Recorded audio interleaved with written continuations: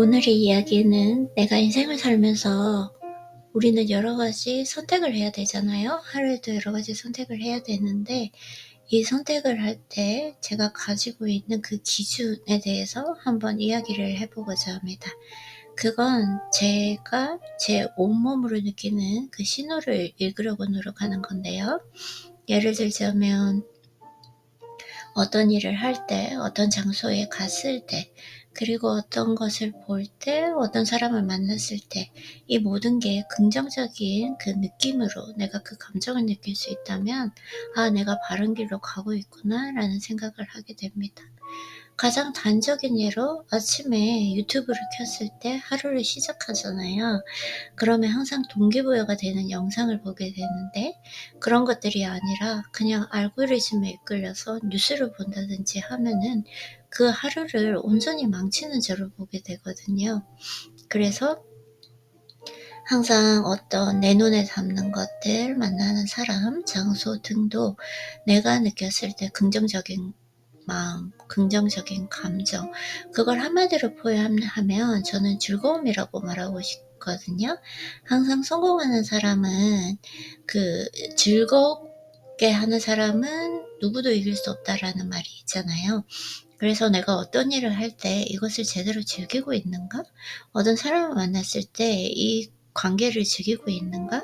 이런 것들 내 온몸으로 한번 느껴보려고 많이 노력하는 것 같습니다.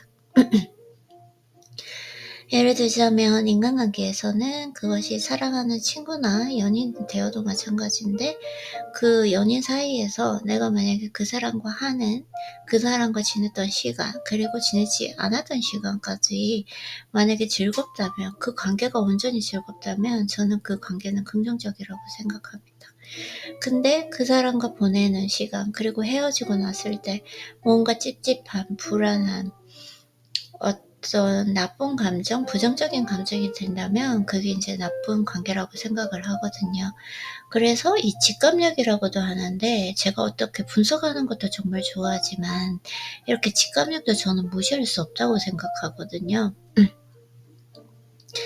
그리고 뭐 다른 예를 들자면 내가 좋아하는 일을 할 때 예를 들자면 제가 운동을 할 때 처음에 사실 이게 내가 정말 좋아하는 것인가?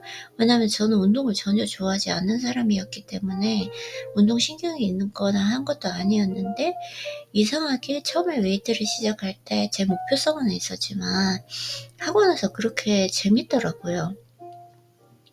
즐거운 마음이 들었던 것 같습니다. 그리고 아마도 온몸으로 느낄 수 있는 체력이 상승하는 느낌?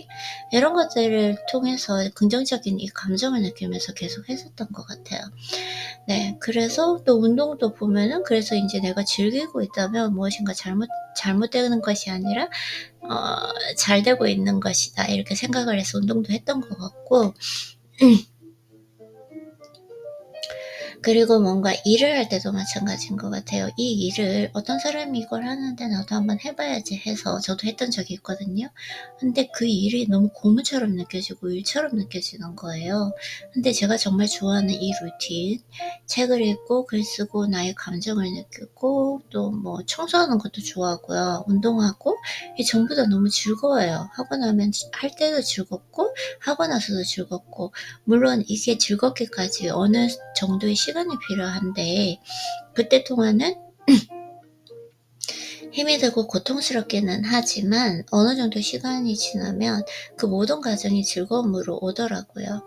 그래서 내가 이 즐거움을 느끼는 거는 내가 옳은 방향으로 가고 있다는 신호다. 내가 하는 일이 맞다라는 생각을 할 수 있게 되는 것 같습니다.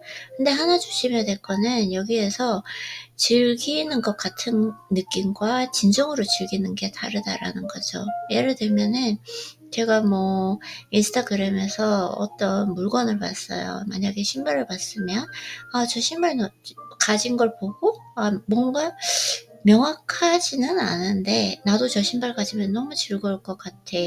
그래서 그 신발을 만약에 샀어요. 근데 인제 뭐 바로 살 수도 없고 돈을 이렇게 어느 정도 저축을 해서 샀다라고 하면 그 신발을 사서 볼 때마다 1년이 지나도 몇 년이 지나도